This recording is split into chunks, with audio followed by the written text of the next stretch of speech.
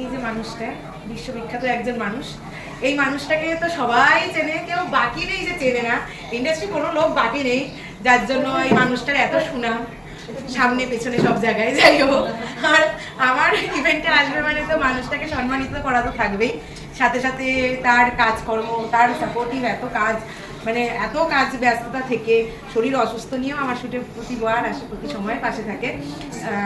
দাদা হিসাবে দিদির পাশে থাকাটা একটা কর্তব্য, এটা স্বাভাবিক ব্যাপার।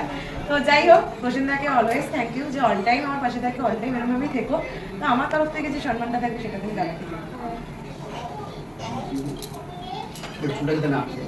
চুলটা ঠিক আছে, এবার চুলটাকে কাটাবো। আর এগুলো সমস্তটাই সায়নের কাজ। ও প্রতিটা সার্টিফিকেট রেডি করে ওকে দিয়ে 6-7 বার এরকম চেঞ্জেস করিয়ে করিয়ে কাজ করা। আমি জানি। ডিজাইনার ছিল সে হচ্ছে অনন্যা মাহিবার। ওর কালেকশনগুলো সত্যিই খুব সুন্দর, ওয়েস্টার্নের ওপর কালেকশনগুলো পরপর যে কটা কালেকশন শ্যুট হয়েছে সব কটা কালেকশনের কাজ সত্যিই খুব ভালো লেগেছে।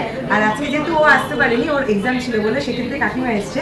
আর কাকিমাকে তো সম্মানিত আমি করবোই, তার কারণ হচ্ছে যে কাকিমা এতক্ষণ ধরে এতগুলো মানুষকে সামলেছে, ড্রেস জুয়েলারি দিয়েছে, সাথে কাকু আছে, কাকু ওখানে রয়েছে। তো যাই হোক, ড্রেস জুয়েলারি দিয়েছে, সমস্ত কিছু করেছে। তো আমার তরফ থেকে কাকিমাকে একটু সম্মান দেবো, যেটা আমারই তরফ থেকে পুরোপুরি। আর অনন্যা যেহেতু আসতে পারিনি, তাই অনন্যার জন্য সার্টিফিকেটটা কাকিমা আসে। আজকে আমার শুটে, প্রতিবার শুটে আমার সাথে বং সিরিজ তো থাকেই মিডিয়া কভারেজ হিসাবে, আর সেটা থাকবেও, কারণ ওর কভারেজ খুব সুন্দর হয়। আমি যখনই ওকে বলি যে বং এখানে মনে হয় এটা হবে বা ওরকম কিছু একটা হবে, দিদি তুমি টেনশন নিও না, আমি সব করে দেবো, আমি সব করে দেবো।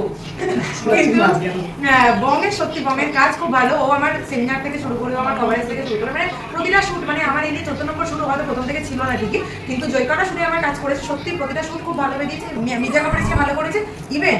আর ওর প্রতিটা পার্টিসিপেন্টও খুব খুশি হয়, এত সুন্দরভাবে কভারেজ করার প্রতিটা মানুষকে ও দেখায়। প্রথমে বলেছিলাম একটা সুযোগ দিয়ে দেখো, সুযোগটা সত্যি ও বলেছিল যে দিদি একটা সুযোগ দাও, আমি ভালো করবো। সত্যি আজকে ওর সেই সুযোগটা ভালো করে। তো আমার তরফ থেকে ওর জন্য একটা সম্মান তো থাকবে, যেটা সবসময়। Thank you.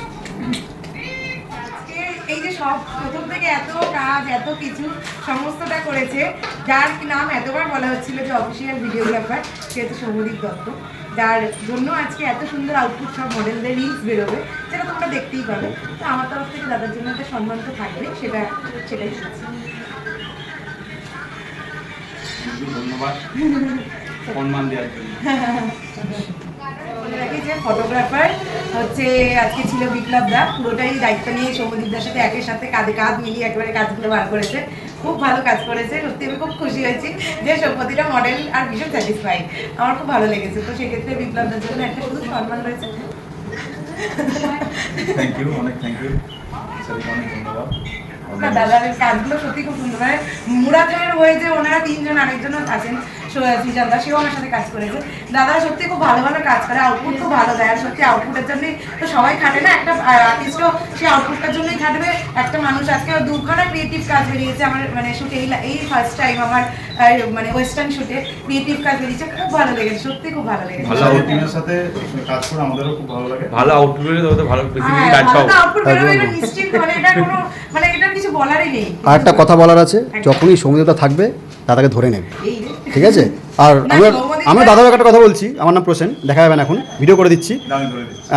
দাদা কিন্তু আমার দাদা আমার বিটিএসটা করে দিয়েছে, খালি বলেছিলাম যে বিটিএস করার সময় বলো পেটটা টেনে দেবো, একটু হেলদি হয়ে গেছে তো, তাও সেটা ডবল করে দিয়েছে। না না, চলো টাটা, বাই।